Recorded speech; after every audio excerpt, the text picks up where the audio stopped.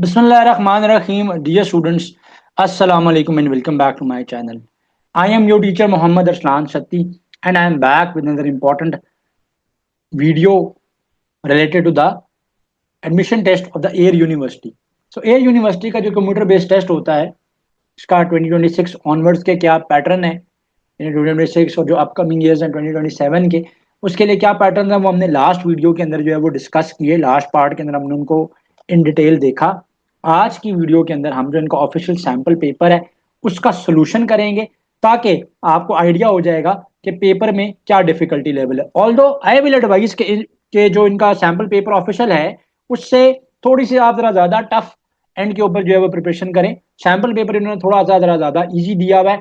And secondly एक और बड़ी इंपॉर्टेंट पीस ऑफ एडवाइस जो कि मैंने पहले भी बाकी वीडियोस में किया है, जिसके अंदर मैंने बताया कि एयर यूनिवर्सिटी के सीबीटी में स्टूडेंट्स क्यों अच्छा स्कोर नहीं कर पाते हैं, उसमें भी मैंने ये बात बड़ी हाईलाइट की है कि एनालिटिकल रीजनिंग की बहुत ज्यादा प्रैक्टिस करनी है। एनालिटिकल की मेरी सारी मैराथन्स को आपने कवर अप करना है। एंड रिमेंबर कि यहाँ पर क्या है कि एनालिटिकल का एक सिनेरियो में से यूजुअली समटाइम्स एक क्वेश्चन होता है in the analytical reasoning section, तो इसलिए उसकी जरा ज्यादा तैयारी करनी है, जस्ट लाइक आप जैसे मैथमेटिक्स की प्रिपरेशन करते हैं। ऑल्दो ये सैम्पल पेपर इंजीनियरिंग का है लेकिन बाकी सारे प्रोग्राम्स के लिए भी मैंने सेम ही सैम्पल पेपर दिया हुआ है। अपार्ट फ्रॉम जो सब्जेक्ट पोर्शन है वो जो है बाकियों से जो है वो डिफिकल्ट तो नहीं है, बाकियों से डिफरेंट है। तो आज के सैम्पल पेपर को, आज के इस लेक्चर को स्टार्ट करते हैं। लेक्चर स्टार्ट करने से पहले मैं आप सबसे ये रिक्वेस्ट करूंगा, चैनल को सब्सक्राइब कीजिएगा, वीडियो को लाइक कीजिएगा, अपने फ्रेंड्स के साथ भी आपने शेयर करना है ताकि उन तक भी नॉलेजेबल कंटेंट जो है वो इंशाल्लाह पहुंचता है। तो सबसे पहले जो इसमें पोर्शन है वो इंग्लिश का पोर्शन है। इंग्लिश के पोर्शन के अंदर पहला क्वेश्चन है, I have no desire dash name और फेम। मेरी कोई ख्वाहिश नहीं है फॉर नेम और फेम, ना तो मुझे पॉपुलैरिटी की कोई ख्वाहिश है ना ही फेमस होने की यानी मशहूर होने की कोई ख्वाहिश है। सो इस केस में जो प्रपोजिशन आएगा, I have no Dzire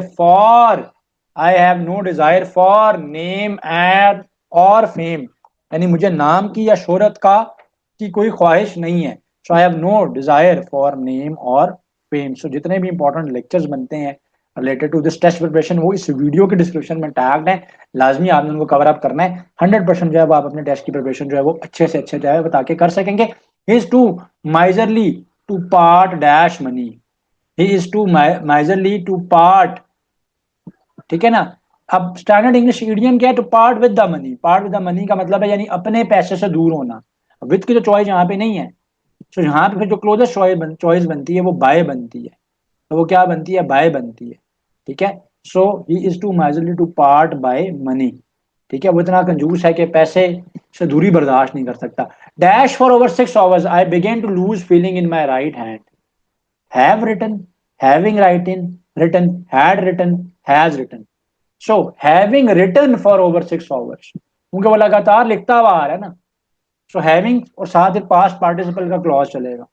having written for over 6 hours I began to lose feeling in my right hand. तो एयर का जो सीबीटी होता है, कंप्यूटर बेस्ड टेस्ट होता है, उसमें 4 चॉइसेस होती हैं आपके पास।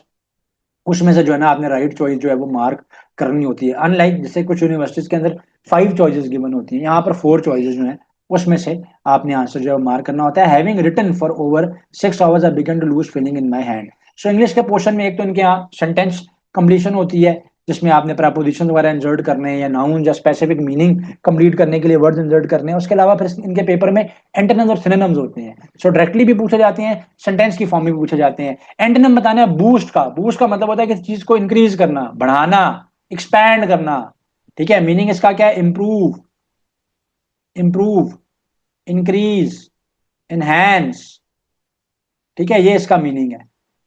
Improve, increase, enhance, right. मैंने एक लेक्चर अपलोड किया हुआ है जिसके अंदर मैंने 100 मोस्ट रिपीटेड वोकैबुलरी वर्ड जो कि 2025 2026 में आए और अपकमिंग टेस्ट में आ सकते हैं, उन उसको आपने लाजमी प्रिपेयर करना है। आप शॉर्ट टाइम में मैक्सिमम अपनी वोकैबुलरी को भी बिल्डअप कर लेंगे, वो भी इस वीडियो के डिस्क्रिप्शन में टैग्ड है, आपने उसको देख लेना है। सो बूस्ट मीन्स किसी चीज को बढ़ाना। इसका ऑपोजिट क्या हो जाएगा, टू डैमेज। डैमेज किसी चीज को खराब कर देना, खराब हो जाएगी तो वो कम हो जाएगी। कॉमिक, कॉमिक का मतलब क्या होता है, something which is humorous, right. Comedy है ना, ठीक है, कॉमेडी। Comic means comedy. इसका ऑपोजिट हमने बताना है, तो इसका ऑपोजिट क्या हो जाएगा, tragic, because tragic means sad, gloomy, sadness, spurious. Spurious का मतलब क्या होता है? स्पूरियस का मतलब होता है फॉल्स, फेक, नकली, काउंटरफिट। ठीक है, जाली को कहते हैं काउंटरफिट। तो काउंटरफिट, तो जो इसका ऑपोजिट बनेगा, ऑपोजिट उसका क्या बनेगा? वो बनेगा जेन्युइन। तो स्पूरियस का ऑपोजिट क्या बनेगा? जेन्युइन। नॉलेजेस पे आते हैं फिर। एक तो इनके पेपर में सेंटेंस कंप्लीशन है, सेकेंडली सिनोनिम्स एंड एंटोनिम्स है, और थर्ड जो है वो इनके पेपर के अंदर क्या है? नॉलेजेस है। सो पाइप वाटर। तो नॉलेजेस के केस में मैंने प्रैक्टिस क्वेश्चन में बताया था कि गिवन का रिलेशनशिप पहले देखा करें, पाइप वाटर। तो पाइप वाटर रिलेशनशिप देखूं तो pipe water, so water flows through pipe. ठीक है, flows through pipe. Similarly blood flows through veins, so blood flows through veins. ठीक है जी। Cast actor, cast actor, cast जो होता है ना, वो जो ग्रुप ऑफ एक्टर्स होते हैं जो किसी ड्रामा में, किसी स्टेज शो में काम कर रहे होते हैं, उसको कास्ट कहते हैं। को कास्ट कहते हैं। So group of actors is known as cast. So similarly a group of musicians is called orchestra. तो इसलिए ऑप्शन डी जो है वो करेक्ट आंसर है। So group of musicians is known as orchestra. Feeling anger या anger feeling, so anger is a specific type of a feeling. Anger is a specific type of a feeling. ठीक है ना। So man woman ये तो opposite है एक दूसरे के। टेबल बुक, उसमें आज रिलेशनशिप नहीं बनता। यानी एक स्पेसिफिक फीलिंग है ना एंगर। तो फीलिंग क्या है? उसका कलेक्टिव नाउन है, आप ये कह सकते हैं। कैटेगरी है, जो कलेक्टिव नाउन है। तो यहाँ पे भी यही है, कैटेगरी या कलेक्टिव नाउन क्या है? सिबलिंग। सिबलिंग किसको कहते हैं? बहन भाइयों को। तो बहन उसका एक पार्ट है। सो सिबलिंग सिस्टर या sister sibling is the correct answer here. फिर जैसे मैंने बताया सिनोनिम्स होते हैं। मीडियोकर, मीनिंग बताना है। मीडियोकर का मतलब क्या होता है? एवरेज, एवरेज, एवरेज, मीडियम, ना बहुत अच्छा ना बहुत बुरा, बस दरमियाना। एवरेज मॉडरेट क्वालिटी का है, एवरेज क्वालिटी का है, ऑर्डिनरी क्वालिटी का है, गुजारा हो जाएगा, यानी गुजारे लायक। स्टेशनरी, स्टेशनरी मींस स्टैटिक, रुका हुआ। स्टेशनरी का मतलब क्या होता है? स्टैटिक, रुका हुआ। Not moving, not moving, immobile, immobile. Stationary means immobile, not moving. So इसका क्या होगा मीनिंग? इसका मीनिंग हो जाएगा मोशनलेस। इसका मीनिंग क्या हो जाएगा? मोशनलेस। नेक्स्ट है फैसिलिटीज। फैसिलिटीज, फैसिलिटीज का मतलब क्या होता है? Amenities, provisions, aids. यानी किसी भी जगह पे आपके पास क्या क्या चीजें मौजूद हैं। So facilities means amenities, facilities means amenities, amenities. तो इसका क्या हो जाएगा आंसर? सर्विसेज। आंसर इसका क्या हो जाएगा? Services, services. नेक्स्ट पे चलेंगे, कॉम्प्रिहेंशन का पैराग्राफ है। इनका बड़ा क्रूशियल पार्ट है इनके टेस्ट का। ठीक है, इंग्लिश के पोर्शन का। किसी भी फील्ड में अगर आप अप्लाई करें तो इंग्लिश क्वांटिटेटिव और एनालिटिकल का पोर्शन सेम आता है और कॉमन आता है। Great scholar recognize that while all men should have equal opportunity, all did not have the same capacity। Comprehension के पैराग्राफ को करने का मेथड क्या होता है? हमेशा जो है ना, पहले गिवन पैराग्राफ को थॉरली रीड आउट करें, जो जो मुश्किल वर्ड्स हैं उनके मीनिंग को अंडरस्टैंड करने की कोशिश करें, और try to conceive as much information as you can from the given paragraph. कह रहे हैं अ ग्रेट स्कॉलर ने रिकग्नाइज किया कि all man should have equal opportunity. सारे लोगों के पास, सारे मर्दों के पास इक्वल अपॉर्चुनिटी होनी चाहिए, होती हैं, लेकिन all did not have the same capacity. लेकिन सबके पास सेम कैपेसिटी नहीं होती। Some had the ability to earn more than others, but he believed that those who had talent would be performing the work of society if they used their talent wisely and well. He said that he would allow a man of intellect to earn more and not suppress his talent, but it was his view that the bulk of his larger earnings should go to common fund। उसने कहा कि वो believe करता था कि जिनके पास talent है उनको सोसाइटी के लिए काम करना चाहिए, अगर वो अपने टैलेंट को वाइजली यानी अक्लमंदी से और तरीके से यूज करेंगे। और उसने ये भी कहा कि जो इंटेलेक्चुअल आदमी है, यानी वो आदमी जो कि अक्लमंद है, ठीक है, उसको ज्यादा अर्न करने की इजाजत होनी चाहिए और उसको अपने टैलेंट को, ताकि वो सप्रेस ना करे। ठीक है, लेकिन साथ ही उसका ये भी व्यू था कि एक major portion, bulk means major portion of his larger earnings should go to the common fund. Common लोगों के लिए फंड में जाना चाहिए, यानी वो सोसाइटी के लिए उसका फंड जो है वो सोसाइटी की बेटरमेंट के लिए यूज होना चाहिए, आम आदमी की बेटरमेंट के लिए यूज होना चाहिए। Those with talent and opportunity would find their fulfillment as trustees. He extended this concept of trusteeship to cover all fields of life. उसने कहा कि वो लोग जिनके पास टैलेंट या अपॉर्चुनिटी है, ठीक है, so they would find their fulfilment as trustees, ठीक है, they would find their fulfilment as trustees. साथ ही उसने ये एक्सटेंड किया कि जो कॉन्सेप्ट है ट्रस्टीशिप का वो कवर करेगा ऑल फील्ड्स ऑफ लाइफ को, ऑल फील्ड्स ऑफ लाइफ को वो क्या करेगा, कवर करेगा। ठीक है, अब देखते हैं कि क्या क्वेश्चन है। थोड़ा सा एक पैराग्राफ जो था वो एम्बिगुअस सा था, थोड़ी सी वर्डिंग तो इसमें ठीक है, इतनी डिफिकल्ट नहीं है। और एक वर्ड यहाँ पर यूज हुआ है सप्रेस। सप्रेस का मतलब होता है टू कंट्रोल, कम कर देना किसी चीज को, रिड्यूस कर देना, suppress, to reduce. The scholar mention in the passage, the scholar mention in the passage never believed in social equality. नहीं, वो किस चीज पे बिलीव नहीं करता था? सोशल इक्वालिटी पे तो वो करता था, इक्वालिटी ऑफ अपॉर्चुनिटीज पे भी करता था। ठीक है, so scholar mention in the passage never believed in. तो पहले सेंटेंस में था ना कि while all men should have equal opportunity, तो इक्वल अपॉर्चुनिटीज के ऊपर तो वो बिलीव करता है। ठीक है ना, main should have equal opportunity. थोड़ा सा ट्रिकी क्वेश्चन है इनके कॉम्प्रिहेंशन का। कॉम्प्रिहेंशन का जो पैरा एयर में और बैरिया में आते हैं समटाइम्स वो ट्रिकी होते हैं, अक्सर होते हैं। तो सोशल इक्वालिटी पे तो वो बिलीव करता था, इक्वल अपॉर्चुनिटीज पे भी वो करता था। ठीक है ना, इक्वल अपॉर्चुनिटीज पे भी वो करता था। पॉलिटिकल इक्वालिटी का तो कोई जिक्र ही नहीं है ना। Complete equality in all respects, उसने कहा था ठीक है, लेकिन उसने एक बात की कि उसने कहा कि differences in capacities and talent है। तो कंप्लीट इक्वालिटी के ऊपर वो बिलीव नहीं करता था। उसने कहा था some man had the ability to earn more than others but he believe that those who have talent would be performing the work of society. यानी उनकी जिम्मेदारी है कि वो बाकियों का काम भी करेंगे। The scholars trusteeship concept is a philosophy. उसने जो एक फिलोसफी तो दी हुई है, ठीक है, अपनी तरह से उसने एक फिलोसफी तो दी हुई है, लेकिन उसने कहा था कि ये कॉन्सेप्ट जो है वो ऑल फील्ड्स को इम्प्लीमेंट होता है। Extended is concept to all fields of life, applicable to all fields of life. According to him one can serve the society one is talented. क्या अगर कोई टैलेंटेड है तो उसने सोसाइटी को सर्व करना है, ये बात सिर्फ उसने नहीं की थी। उसने कहा था कि those who use their talent, if they use their talent wisely and well, ठीक है, those who have talent would be performing the work of society if they use their talent, if they use their talent, who had talent would be performing the work of society if they had used their talent wisely and well। ठीक है, so those who have talent and use it widely will be performing the work of the society। the passage primarily discusses the scholars। Scholar का अपना एक view है ना, ये उसकी personality तो नहीं है ना, उसने अपनी तरफ से एक राय दी है ना, ये उसका व्यू है, तो ये उसके व्यूज है। ये तो आसान था। He believed that a man of intellect should earn as much as he needs know। उसने कहा था कि जिसके पास टैलेंट है उसको अपना टैलेंट सप्रेस नहीं करना चाहिए और ज्यादा अर्न करना चाहिए। Earn more and not suppress his talent, earn more and not suppress his talent, ये चीज भी पैराग्राफ में मेंशन है। तो आप पैराग्राफ के साथ टैली कर सकते हैं कि क्या इन्फॉर्मेशन जो है वहां पर गिवन है और क्या इन्फॉर्मेशन गिवन नहीं है। अब हम चलते हैं इस पेपर के एनालिटिकल रीजनिंग के पोर्शन की तरफ। याद रखिएगा क्वांटिटेटिव रीजनिंग यानी बेसिक मैथमेटिक्स, एनालिटिकल रीजनिंग और इंग्लिश का portion for all the field जो है वो सेम आता है, सेम उसका पैटर्न है, सेम उसका सिलेबस और डिफिकल्टी लेवल होता है।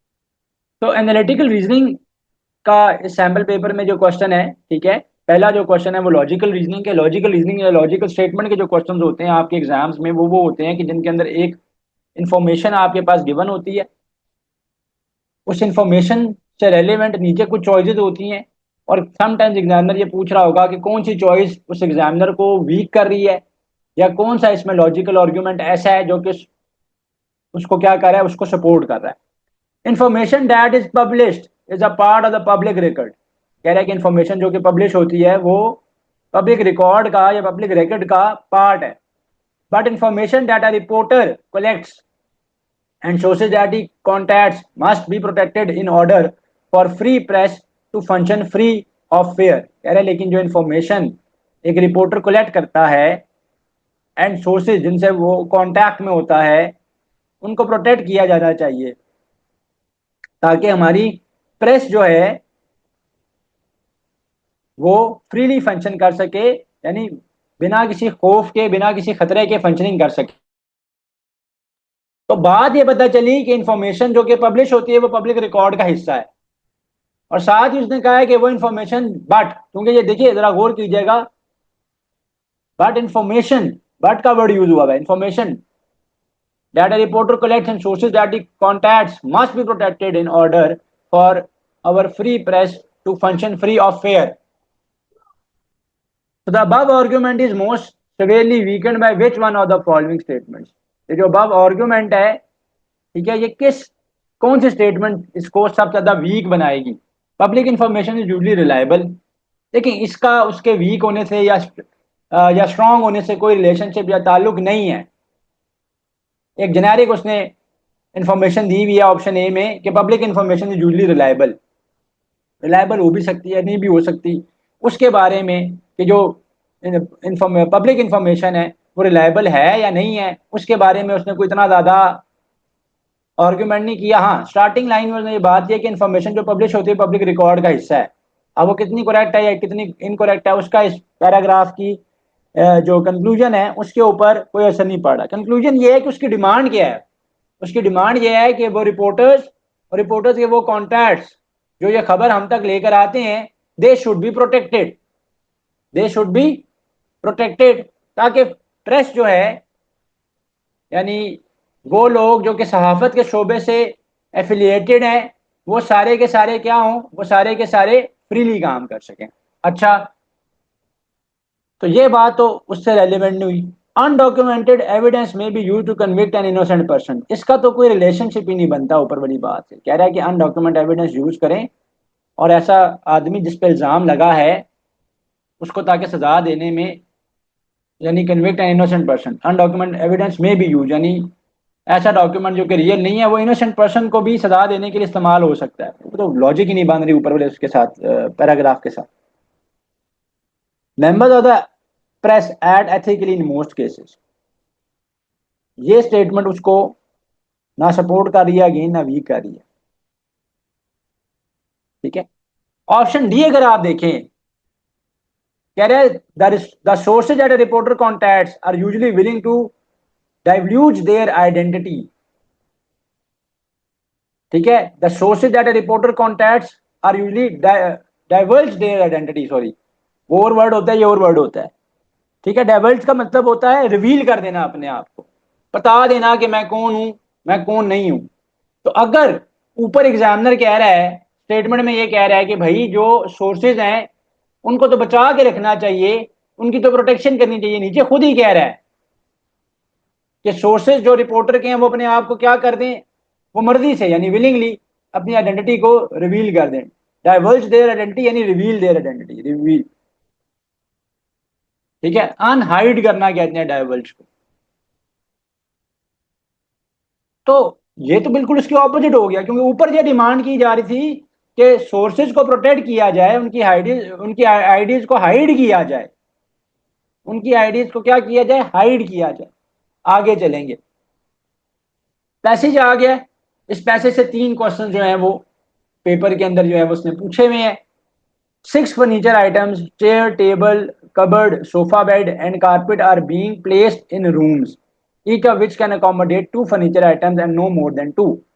So पहली बात ये पता चल रही है कि 6 फर्नीचर आइटम्स हैं, जिसमें है chair, table, cupboard, sofa, bed and carpet. So these are 6 furniture items, और इनको रूम्स में रखा जा रहा है, और हर रूम के अंदर 2 फर्नीचर जो है वो अकोमोडेट हो सकते हैं, 2 फर्नीचर आइटम्स हो सकते हैं, और 2 से ज्यादा नहीं हो सकते। तो एक और बड़ी इंपॉर्टेंट बात पता चली कि 2 से ज्यादा नहीं हो सकते। Each furniture item must be placed to exactly 1 room, each furniture item must be placed to exactly 1 room and must be placed to that room either alone or else together with one of the other 6 furniture items. कह रहे हैं कि इन rooms के अंदर यानी each furniture item को या तो एक रूम में रखा जाएगा या फिर उसके साथ एक आइटम और होगा, क्योंकि मैक्सिमम कितने आ सकते हैं, मैक्सिमम कितने अकोमोडेट कर सकता है एक रूम, दो से ज्यादा नहीं, दो से ज्यादा नहीं। तो या तो दो फर्नीचर आइटम्स होंगे या फिर अकेला एक ही होगा, तो कम से कम एक होगा एक फर्नीचर रूम में, या फिर उसके साथ एक और आ सकता है, एक से ज्यादा नहीं आ सकते। ये वजह है कि उसने लिखा है कि और else together with one of the other six furniture items, enough rooms are available to permit any possible assignment of furniture items to rooms. कह रहे इतने रूम्स अवेलेबल हैं कि वो अलाउ कर सकें इन फर्नीचर आइटम्स को रखने के लिए, but the following restrictions must be observe. तो कंडीशन यहां पर आ गई हैं, तो कंडीशन यहां पर मेंशन है, table can not be place in a room with cupboard. तो पहली कंडीशन क्या है कि टेबल और कबर्ड एक दूसरे के साथ इकट्ठे नहीं आ सकते। सेकंड कंडीशन क्या है, cupboard can not be place in a room with sofa. Cupboard को उस रूम में नहीं रखा जा सकता जिस रूम में सोफा पड़ा हुआ है। Bed and carpet must be place in a room together. Bed और कारपेट जो है they must be placed in a room together. ठीक है, बेड और कारपेट ने इकट्ठे इकट्ठे एक ही रूम में आना है। देखते हैं क्या नीचे और कंडीशंस हैं, नीचे और कंडीशंस नहीं है। तो let's have a review of this question. Paper में भी आपने यही काम करना है, जब भी एनालिटिकल रीजनिंग या आईक्यू का सेक्शन जो भी आप इसको नाम देते हैं, इसमें आपके पास जब इस तरह का पैराग्राफ आ जाएगा जिसमें कंडीशंस हैं, तो पैराग्राफ को बड़ा थॉरली पढ़ना होता है। एनालिटिकल रीजनिंग के पोर्शन में पैराग्राफ को आपने बड़ा थॉरली पढ़ना होता है। पढ़ने के बाद उसकी एक एक कंडीशन और एक एक चीज को देखना है, रुकना है, समझना है, उसके बाद क्वेश्चन के आंसर मार्क करने हैं, एल्स आपके आंसर जो है वो गलत हो जाएंगे। तो दो तीन बातें पता चली हैं, तो थोड़ा सा रुक के मैं आपकी आसानी के लिए यहाँ पे रिव्यू कर लेता हूँ। उसमें पहली बात क्या है, पहली बात उसके अंदर ये है कि एक रूम के अंदर मैक्सिमम टू फर्नीचर आइटम्स आ सकते हैं, दो से ज्यादा नहीं आ सकते। हाँ, अकेला एक फर्नीचर आइटम भी अगर आप रखना चाहते हैं तो वो भी आ सकता है, तो वो भी आ सकता है। सिक्स फर्नीचर आइटम में क्या क्या है, चेयर है, टेबल है, कबर्ड है, सोफा है, बेड है और कारपेट है। पहली कंडीशन क्या है कि टेबल और कबर्ड एक रूम में can not be place in a room with a cupboard. Table and cupboard can not be place together. Next है कि cupboard can not be place with sofa. Cupboard को sofa के साथ भी नहीं रखा जा सकता। और एक कंडीशन यह है कि बेड और कारपेट ने इकट्ठा ही एक ही रूम में आना है। अब देखते हैं कि इससे रेलेवेंट क्या क्वेश्चन पूछे गए हैं। Which of the following pairs of furniture items can be placed in one room together? कौन से फर्नीचर आइटम को हम टुगेदर जो है वो प्लेस कर सकते हैं in one room. Which of the following pairs of furniture items can be placed in one room together? यानी उनको एक रूम में टुगेदर जो है यानी इकट्ठा जो है वो रखा जा सकता है। तो मैक्सिमम तो टू आइटम्स आ सकते हैं, मैक्सिमम तो टू आइटम्स आ सकते हैं। तो ए रॉन्ग है, ए चॉइस रॉन्ग है। क्यों? क्योंकि कारपेट ने किसके साथ आना था, बेड के साथ आना था, लास्ट कंडीशन थी। ये तो इनकरेक्ट है, ये नहीं आंसर हो सकता। Cupboard and sofa, cupboard and sofa के बारे में जो रिस्ट्रिक्शन थी कि वो तो साथ आ ही नहीं सकते। Cupboard can not be placed in a room with sofa, जो रिस्ट्रिक्शन नंबर 2 थी। तो कबर्ड तो सोफा के साथ वैसे नहीं आ सकता, तो ये भी इनकरेक्ट है। बेड एंड टेबल, भाई एक रूम के अंदर मैक्सिमम दो आइटम्स आ सकते हैं, टू आइटम्स आ सकते हैं। और कंडीशन क्या थी, कंडीशन ये थी कि bed must be placed with carpet. Condition number 3 थी bed and carpet must be placed together in a room. तो बेड एंड टेबल ये इकट्ठे नहीं आ सकते क्योंकि बेड ने तो कारपेट के साथ जाना था। Chair and sofa, chair and sofa को लेके हमारे पास कोई रिस्ट्रिक्शन गिवन नहीं है, क्योंकि एक रूम के अंदर maximum at max two furniture items can be placed, at max two furniture items can be placed inside one room. तो चेयर और सोफा की आपस में कोई रिस्ट्रिक्शन नहीं है। सोफा की जो रिस्ट्रिक्शन थी वो कबर्ड के साथ थी, तो सोफा की रिस्ट्रिक्शन तो किसके साथ थी, कबर्ड और सोफा इकट्ठे नहीं आ सकते थे एक रूम में, एक दूसरे के साथ इकट्ठे नहीं आ सकते थे। तो ये कंडीशन नंबर 2 थी इसके अंदर। ठीक है जी, आगे चलेंगे। If cupboard is place in a room alone which of the following must be true. कह रहे अगर कबर्ड को प्लेस करते हैं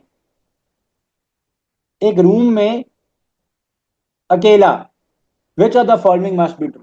अब कबर्ड की दो चीजों के साथ रिस्ट्रिक्शन थी। कबर्ड को ना तो टेबल उसके साथ रखा जा सकता था, ना ही कबर्ड के साथ सोफा रखा जा सकता था। चलें, वो तो जो भी कंडीशन थी, यहां पर ये कह दिया गया कि कबर्ड एक रूम में पड़ी हुई है और उसमें और कोई फर्नीचर आइटम नहीं है। कंडीशन क्या थी कि एक रूम के अंदर मैक्स 2 फर्नीचर आइटम रखे जा सकते हैं, या फिर कम से कम एक अकेला फर्नीचर आइटम होगा। ठीक है, तो table is place in a room alone.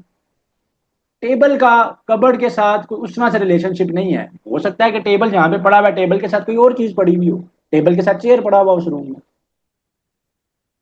ठीक है, तो table is place in a room alone, यहाँ ये ट्रू हो भी सकती है, नहीं भी ट्रू हो सकती है, हमें क्या पता। टेबल को अकेला भी रखा जा सकता है, टेबल को किसी और फर्नीचर आइटम के साथ भी रखा जा सकता है। ठीक है, तो कह रहा है कि if the cupboard is place in a room alone which of the following must be true. Must be true, जो बात लाजमी तौर पर ट्रू होती हुई नजर आए, must be true. Table is place in a room alone, ये बात हमें को करेक्ट होती हुई या इनकरेक्ट होती हुई नजर नहीं आ रही। नेक्स्ट है the furniture items occupy either 4 और 5 रूम्स। ये बात भी करेक्ट है, ये फिर करेक्ट होगी। ठीक है, क्योंकि देखें कह रहा है कि फॉर एग्जाम्पल एक चीज तो इकट्ठी है, वो चीज क्या इकट्ठी है, यानी बेड और कारपेट ने तो एक ही रूम में आना था। लास्ट कंडीशन क्या है कि bed must be place in the same room as carpet. Bed must be place in the same room as carpet, ये तो कंडीशन फॉलोड है। एक रूम ये हो गया, एक रूम ये हो गया। सेकंड रूम क्या हो गया, सेकंड कंडीशन क्या है कि कबर्ड अलोन पड़ी हुई है। 2 रूम तो इन्होंने ऑक्यूपाई कर लेने हैं, तो बाकी कितने आइटम्स रह गए, 3 आइटम्स रह गए। अब 3 आइटम्स जो रह गए हैं, क्योंकि टोटल कितने फर्नीचर आइटम्स हैं, 6 फर्नीचर आइटम्स टोटल है ना, 6 फर्नीचर आइटम्स टोटल हैं। तो इन दोनों ने तो always they should be together, क्योंकि कंडीशन ये है। और इसको हमने इस दफा इस वाले क्वेश्चन के लिए हमने क्या किया, कबर्ड को अकेला एक रूम में रख दिया। पीछे कितने आइटम्स रह गए हैं, 3 आइटम्स रह गए हैं, 3 आइटम्स रह गए हैं। अब वो अगर 3 आइटम्स अलहदा अलहदा रूम्स में होंगे तो एक में आ जाएगा टेबल, एक में आ जाएगा हमारे पास सोफा, और कौन सा आइटम रह गया साथ हमारे पास, चेयर। एक में लेट से आ गई चेयर, अगर हम उन तीनों को सेपरेटली ही प्लेस करते हैं तो फिफ्थ रूम में क्या आ जाएगी, चेयर आ जाएगी। फिफ्थ रूम में क्या आ जाएगा, चेयर आ जाएगा। तो फिफ्थ रूम में क्या आ जाएगा, चेयर आ जाएगा। तो एट मैक्स 5 रूम्स हो सकते हैं, और अगर किसी एक में हमने 2 को इकट्ठा रख लिया तो 4 हो सकते हैं। 3 रूम से तो काम नहीं चल सकता, 3 रूम से तो काम नहीं चल सकता, क्योंकि 3 आइटम रह गए, उन तीनों को हम इस थर्ड रूम में नहीं रख सकते। एक रूम में एट मैक्स 2 फर्नीचर आइटम रखे जा सकते हैं, एट मैक्स 2 फर्नीचर आइटम रखे जा सकते हैं। तो या तो अब टोटल नंबर ऑफ रूम्स 4 होंगे या फिर 5 होंगे। तो अगर तो सबको लहदा लहदा बाकी तीनों को रखा गया तो 5 रूम्स, अगर कोई से 2 इकट्ठे हो गए, क्योंकि मैट मैक्स एक में 2 इकट्ठे रखे जा सकते हैं ना, एक में एक रूम में एट मैक्सिमम 2 आइटम्स को इकट्ठा रखा जा सकता है, तो 4 या 5 रूम्स होंगे। 3 और 6 वाली तो बात हो ही नहीं सकती। ना ना then cupboard is place in a room alone, भाई क्यों नहीं किया जा सकता है, अलोन उसको रखा जा सकता है। नेक्स्ट है if bed and carpet are the only furniture items place in a room, how many rooms are the minimum that can accommodate the furniture items. ये तो इजी क्वेश्चन है, अगर ऊपर वाला क्वेश्चन इससे अगर आपने करेक्ट किया हुआ है तो ये तो आपको खुद ही पता चल जाएगा। कह रहे हैं कि अगर बेड और carpet are the only furniture item जिनको इकट्ठा एक रूम में रखा गया है तो कितने रूम मिनिमम चाहिए होंगे। बेड एंड कारपेट अगर एक रूम में आ गए हैं तो रूम नंबर 1 में लेट से मैं कहता हूं बेड प्लस कारपेट आ गया है, तो पीछे कितने फर्नीचर आइटम रह गए हैं, 4 फर्नीचर आइटम रह गए हैं, 4 फर्नीचर आइटम रह गए हैं। और कह रहा है बेड और कारपेट के अलावा किसी को भी इकट्ठा नहीं रखा गया रूम में, are the only furniture items place in a room, how many rooms are the minimum that can accommodate the furniture item. तो फिर बाकी 4 आइटम्स को एक एक रूम चाहिए होगा, एक इसमें आ जाएगा, 3 हो गए, एक इसमें आ जाएगा, 4 हो गए, एक इसमें आ जाएगा, 5 हो गए, और फिफ्थ नंबर रूम में लास्ट वाला आ जाएगा। तो क्योंकि 6 टोटल आइटम्स हैं तो फिर रूम्स हमें कितने चाहिए, 5 चाहिए। तो 5 रूम्स हमें चाहिए। तो ये क्वेश्चन ऊपर वाले क्वेश्चन में से ही डिड्यूस हुआ था, या डिडक्ट जो है वो हुआ था, उसमें से ही निकाला गया था वो। अच्छा जी, अब चलते हैं हम लोग इसी सैम्पल पेपर के अंदर जो क्वांटिटेटिव का जो है वो पोर्शन जो है वो हमारे पास। तो क्वांटिटेटिव के क्वेश्चन पे अब हम चलते हैं। 120 men had food for 200 days. If 30 men leave due to an epidemic, the remaining food will last for. तो इनडायरेक्ट प्रोपोर्शन का क्वेश्चन है ये।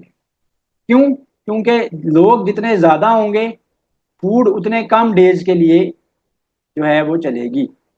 इनडायरेक्ट प्रोपोर्शन के क्वेश्चन को करने का सबसे आसान तरीका कार ये है कि जो भी गिवन डेटा है उसको मल्टीप्लाई कर लें, जो वैल्यू पूछी गई है उससे आप क्या कर लें, उससे आप डिवाइड कर लें, उससे आप क्या कर लें, डिवाइड कर लें, जो अननोन वैल्यू आपने निकालनी है वो आ जाएगी।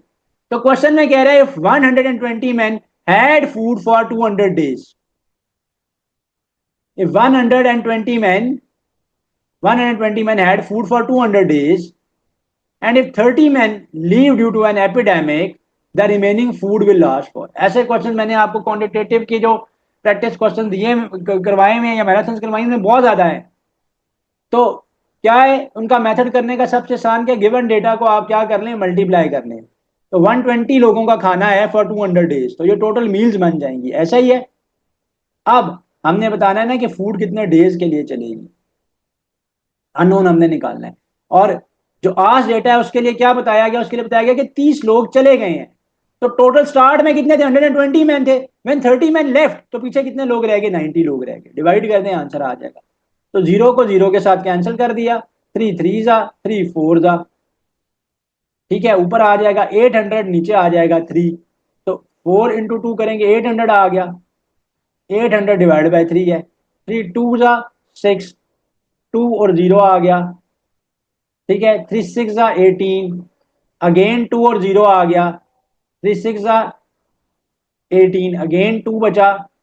पॉइंट लगा के यहाँ पे 0 लगाएंगे, ये आगे चलता जाएगा। तो 266 पे हम पहुंच गए हैं ना, तो 266 2/3 डेज आ गए। तो पेपर में भी यही काम करना है कि जो क्लोज आंसर नजर आ जाए जब क्लियर, तो उसको मार्क करें, आगे बढ़े। पेपर में आपके पास टाइम को मैनेज करना बड़ा क्रूशल है, बड़ा इंपॉर्टेंट है। सेकेंडली, स्टेप्स के मार्क्स नहीं होते, इसलिए जहां कहीं पे भी आंसर की श्योरिटी हो जाए उसको मार्क करते हैं और आगे चलते हैं।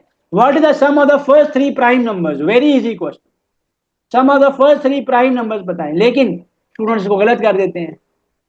प्राइम नंबर्स 2 से स्टार्ट होते हैं, 1 से स्टार्ट नहीं होते। And 2 is the only prime number which is even as well as, जितने भी प्राइम नंबर्स हैं वो सारे के सारे ऑड हैं।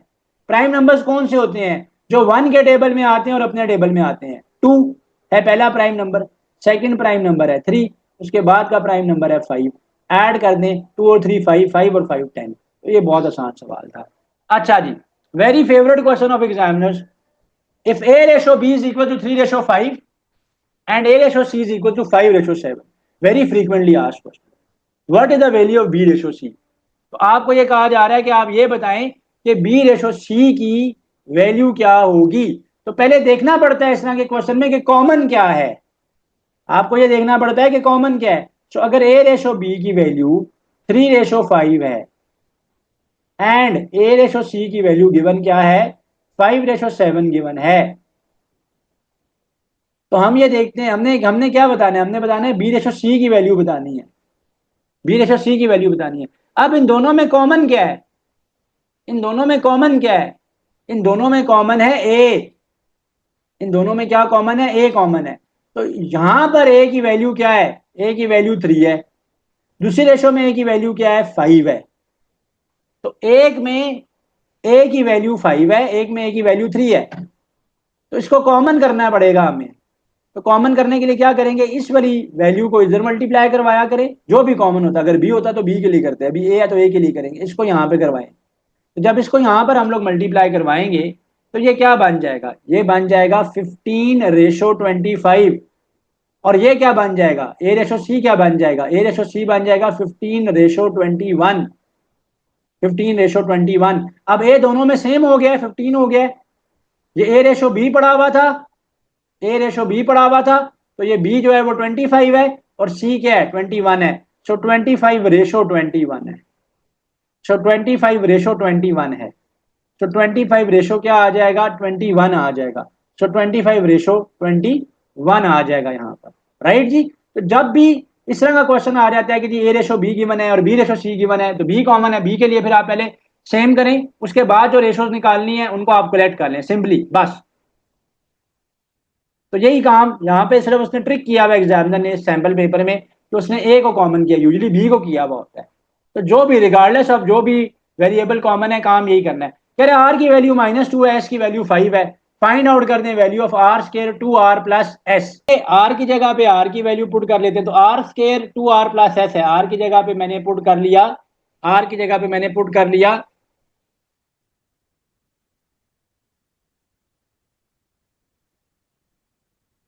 सो आर की जगह पे -2 आ जाएगा, -2 का स्केयर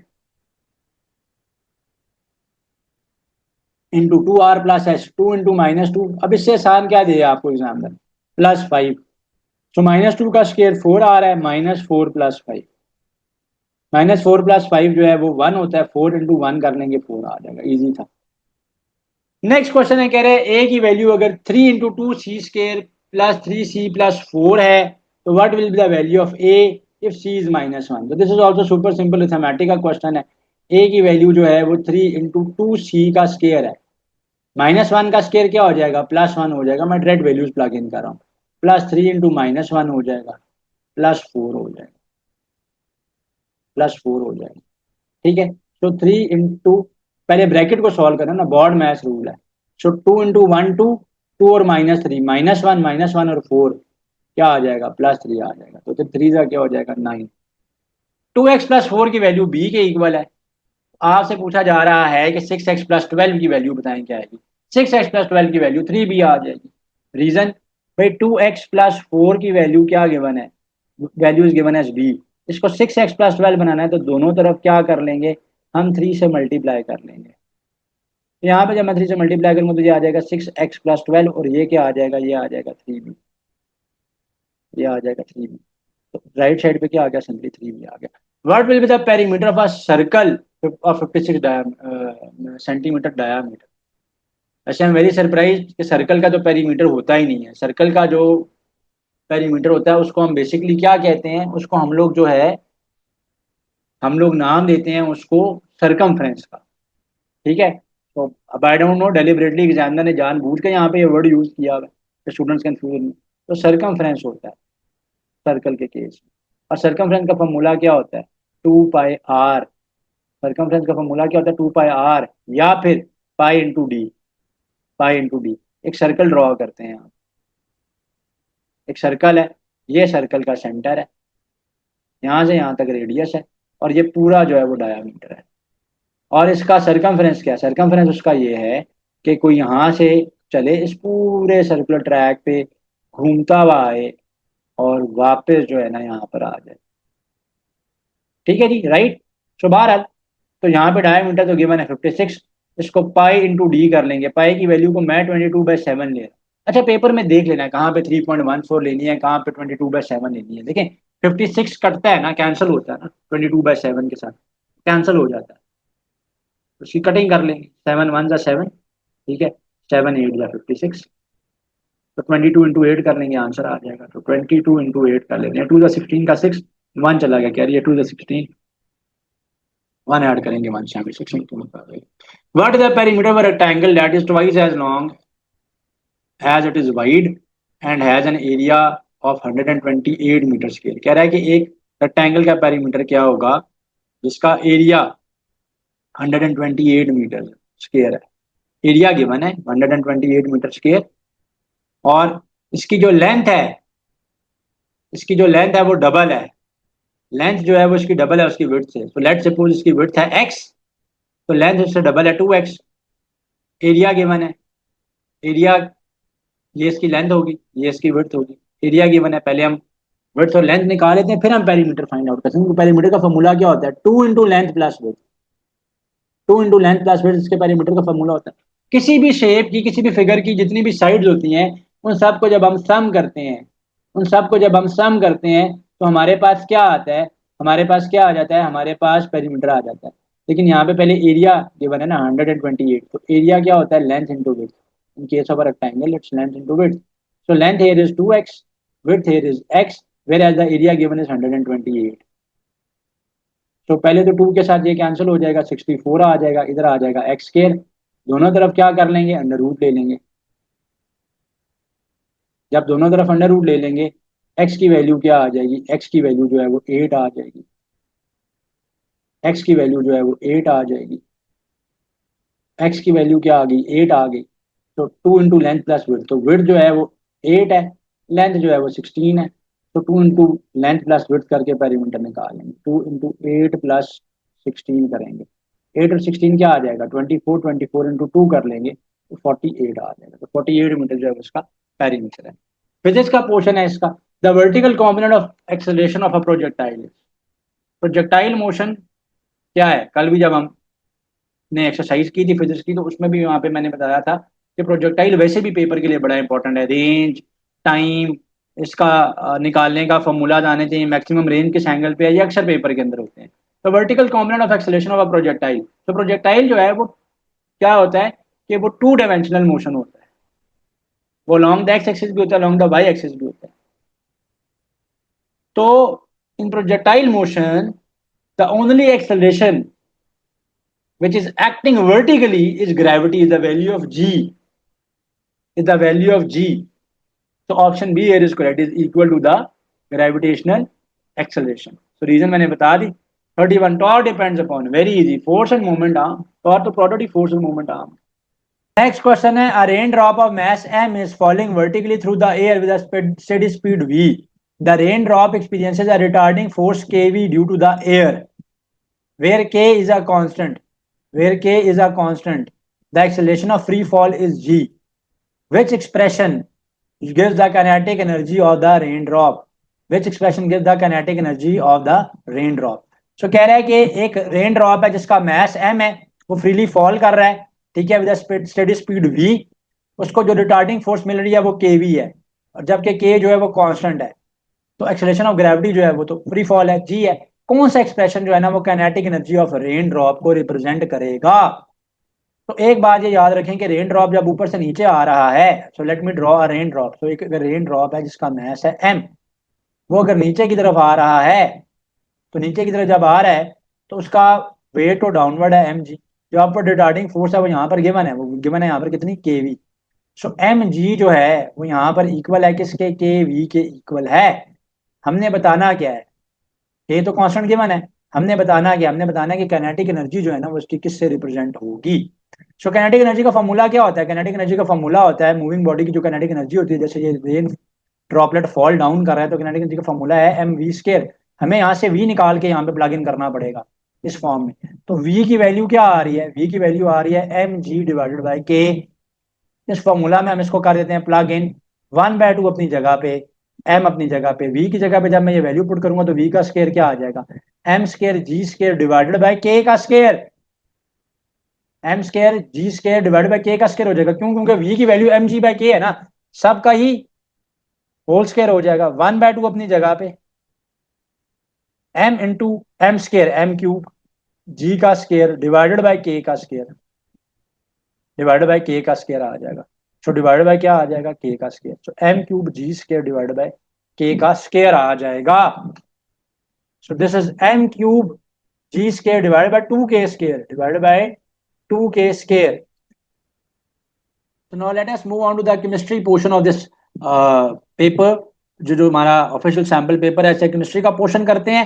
कह रहे हैं aqueous solution of barium chloride and sodium sulphate react to form dash an insoluble white solid. ठीक है, बेरियम क्लोराइड और सोडियम सल्फेट जब रिएक्ट करते हैं तो क्या बनाते हैं, बेरियम सल्फेट बनाते हैं। क्या बनाते हैं, बेरियम सल्फेट बनाते हैं। तो aqueous solution of barium chloride और सोडियम सल्फेट ने क्या बनाया है, बेरियम सल्फेट बनता है। बेरियम सल्फेट बनता है जो व्हाइट कलर का इनसॉल्युबल प्रेसिपिटेट सा ये बन जाता है और नीचे जो है वो शटल डाउन हो जाता है। डबल डिस्प्लेसमेंट रिएक्शन है ना ये। Which of the following metals is most reactive? सबसे ज्यादा रिएक्टिव मेटल इनमें से कौन सा है? अल्कली मेटल्स जो होते हैं वो बहुत ज्यादा रिएक्टिव होते हैं। जो ग्रुप 1A के मेटल्स हैं बहुत ज्यादा रिएक्टिव होते हैं, विगरसली जो है वो रिएक्ट करते हैं। ठीक है, सो सोडियम के आखिरी शेल में एक इलेक्ट्रॉन है, ज्यादा रिएक्टिव है ये। क्लोरीन जो है वो नॉन मेटल है ना। यहाँ सवाल ये है कि मोस्ट रिएक्टिव मेटल कौन सा है इसमें से। क्लोरीन की रिएक्टिविटी अच्छी खासी है, ज्यादा है, लेकिन सोडियम क्योंकि मेटल है उसकी बात हो रही है। जो नोबल मेटल्स होते हैं, कॉपर हो गया, गोल्ड वगैरह हो गया, ये लेस रिएक्टिव होते हैं। ठीक है, और क्लोरीन रिएक्टिव तो है लेकिन नॉन मेटल है, मेटल का पूछ रहा है। ethanol is much more soluble in water than is ethyl ethanoate, which one of the following statement correctly accounts for this? इस क्वेश्चन में एग्जामिनर कह रहे हैं कि जी एथेनॉल जो है ना वो ज्यादा सॉलेबल है पानी में as compare to ethyl ethanoate. तो कौन सी स्टेटमेंट जो है वो करेक्ट है? कि स्टेटमेंट को कहना जो है ना वो इसके बारे में क्या होगा, वो करेक्ट होगा। Ethanol is a polar molecule but ethyl ethanoate is non polar. Ethanol is non-polar molecule, but ethyl ethanoate is polar. A hydrogen bond formed between the hydrogen of the OH group in the ethanol and the oxygen in the water molecule. Yes, this is the reason. ठीक है, this is the reason कि वो ज्यादा easily soluble है, ज्यादा readily soluble है in water। होता क्या है कि जो ऑक्सीजन है उसकी इलेक्ट्रोनेगेटिविटी ज्यादा है, तो उसमें वो क्या होगा कि वाटर के ऊपर क्या होता है, ऑक्सीजन के अंदर पार्शियल नेगेटिव चार्ज आ जाता है, वाट और हाइड्रोजन के ऊपर पार्शियल पॉजिटिव चार्ज आ जाता है। ठीक है जी, ऐसा ही है। अब जो एथेनॉल है CH3, इथाइल अल्कोहल जो है CH3 CH2 OH OH, ठीक है, strong intermolecular hydrogen bonding forces बनाएगा ना, इसमें OH की प्रेजेंस है, तो दिस इज द रीजन कि वो ज्यादा रेडिली सॉलेबल है as compare to ethyl ethanoate. तो ये केमिस्ट्री का पोर्शन था, सैंपल पेपर में चंद ही क्वेश्चन दिए हैं केमिस्ट्री के। मैथ्स के पोर्शन पे आते हैं, कह रहे थे determinant of the adjoint of A is, इसका डिटर्मिनेंट क्या होगा, डिटर्मिनेंट पूछ रहा है। सो डिटर्मिनेंट जो है ना वो पूछा जा रहा है। डिटर्मिनेंट कैसे निकालते हैं, क्रॉस मल्टीप्लाई करके डिफरेंस ले लेते हैं। सो 1 इंटू 4 4 आ जाएगा, -3 इंटू 6 6 आ जाएगा, 4 में से 6 चला गया, -2 आ गया, -2 आ गया। सीकेंड square x divided by tan x है, प्लस को सीकेंड square x divided by cot x है, तो इसका इंटीग्रल जो है वो क्या होगा, इसका इंटीग्रल जो पूछ रहे हैं कि इसका इंटीग्रल जो है वो क्या होगा, इंटीग्रल इसका पूछा जा रहा है। सो इंटीग्रेशन है, ऐसा करते हैं कि हम लोग इसमें इंटीग्रेशन बाय सब्स्टिट्यूशन का सहारा जो है वो हम लोग ले लेते हैं। और दो पार्ट्स हैं, दो पार्ट्स में दो चीजें चल रही हैं, एक इसका पार्ट ये है, पोर्शन ये है, सेकंड पोर्शन जो है ना वो इसका ये है।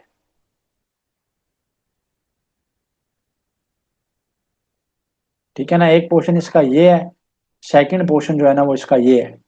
तो secant square x by tan x, ठीक है, तो पहले तो हम इसको देख लेते हैं। देखिए नीचे अगर फंक्शन हो, ऊपर फंक्शन का डेरिवेटिव पड़ा हुआ हो, तो याद रखिएगा ये रूल है कि वो नेचुरल लॉग बन जाता है। वो क्या बन जाता है, वो नेचुरल लॉग बन जाता है। वो क्या बन जाता है, वो नेचुरल लॉग बन जाता है। सो नीचे फंक्शन हो, ऊपर फंक्शन का डेरिवेटिव पड़ा हुआ हो, तो ये क्या बन जाता है, ये नेचुरल लॉग बन जाता है। तो ये क्या बन जाता है, ये नेचुरल लॉग बन जाता है। तो ये रूल है कि नीचे अगर फंक्शन हो, ऊपर फंक्शन का डेरिवेटिव हो, तो नेचुरल लॉग बन जाता है। इसकी एग्जांपल क्या है, 1/x का इंटीग्रल क्या होता है, 1/x का इंटीग्रल क्या होता है, natural log of x. Y, क्योंकि नीचे फंक्शन पड़ा हुआ है f(x), ये f(x) है। f(x) का डेरिवेटिव क्या है, f'(x) का डेरिवेटिव क्या है, f'(x), f(x) का डेरिवेटिव f'(x) क्या है, यानी 1 है। तो ऊपर फंक्शन का डेरिवेटिव नीचे फंक्शन का नेचुरल लॉग बन जाता है। सो tan x, तो tan x का डेरिवेटिव क्या होता है, tan x का डेरिवेटिव क्या होता है, सीकेंड स्क्वायर x होता है, सीकेंड स्क्वायर x होता है। तो नीचे फंक्शन, ऊपर फंक्शन का डेरिवेटिव पड़ा हुआ है, तो ये भी नेचुरल लॉग ऑफ फंक्शन, ये फंक्शन है, ये उसका डेरिवेटिव है। ठीक है, तो natural log of tan x बन जाएगा ये, mod of tan x, plus यहाँ पर भी ये cot x फंक्शन है, cot x जो है वो फंक्शन है, डेरिवेटिव उसका माइनस को सीकेंड स्क्वायर x होता है, तो हमें एक माइनस भी चाहिए यहाँ पर। ठीक है, तो एक माइनस यहाँ पर चाहिए और एक माइनस से अंदर मल्टीप्लाई कर देंगे, -1 से मल्टीप्लाई और डिवाइड किया, तो ये बन जाएगा minus natural log of cot x, minus natural log of cot x का मॉड बन जाएगा। ठीक है, सो प्लस माइनस माइनस हो जाएगा, natural log of tan x एक है, minus natural log of cot x जो है वो एक है, प्लस c आ जाएगा। कांस्टेंट ऑफ इंटीग्रेशन क्या आ जाएगा, साथ में c आ जाएगा। अब आंसर इस फॉर्म में गिवन नहीं है, आंसर जो है ना वो इस फॉर्म में गिवन नहीं है। ठीक है, सो आंसर इस फॉर्म में गिवन नहीं है यहाँ पर, ये जरा देखिएगा। तो एक चीज तो ये लिखी जा सकती है कि natural log of tan x जो है, तो tan x क्योंकि क्या है, tan x का रेसिप्रोकल क्या है, cot x है, तो इसको मैं लिख सकता हूँ natural log of 1/cot x।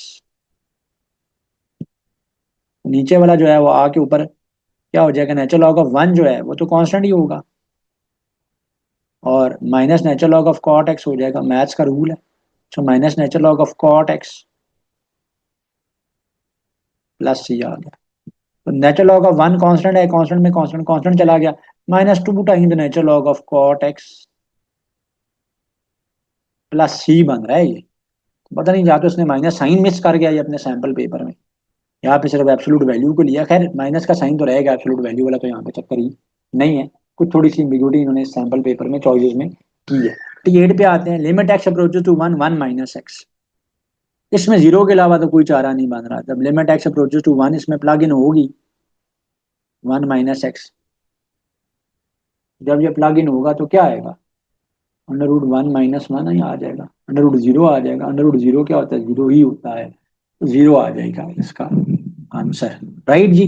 So this was their sample paper. इसी तरीके से इन्होंने बाकी जो सैंपल पेपर दिए हैं उनके बाकी सारों के पोर्शन सेम है। अब लेट्स से अगर जो CS का ग्रुप है तो उसके कंप्यूटर साइंसेज है का पोर्शन इंक्लूडेड है साथ बीच में। जो बायो वाले हैं उनका बायो का है, जनरल ग्रुप के जो है GK के क्वेश्चंस हैं। तो सैम्पल पेपर्स का ऑफिशियल डाउनलोड लिंक है वो भी मैंने इस वीडियो की डिस्क्रिप्शन में ऐड किया है, उसको भी देखें आप। कंप्लीट प्लेलिस्ट ईयर की अपलोडेड है, उसको भी देखें। क्वेश्चन की प्रैक्टिस करें। देखिए CBT बेस्ड टेस्ट है, जब तक कॉन्सेप्ट्स नहीं लेकर जाएंगे आपको पेपर में हेल्पफुल नहीं होगा। कॉन्सेप्ट्स के बगैर कंप्यूटर बेस्ड टेस्ट को पास करना बड़ा मुश्किल होता है। अल्लाह ताला से इस दुआ के साथ अल्लाह ताला आप सबको कामयाबी दे। फिर next class next lecture. Thank you so much and Allah. Like, comment, and subscribe.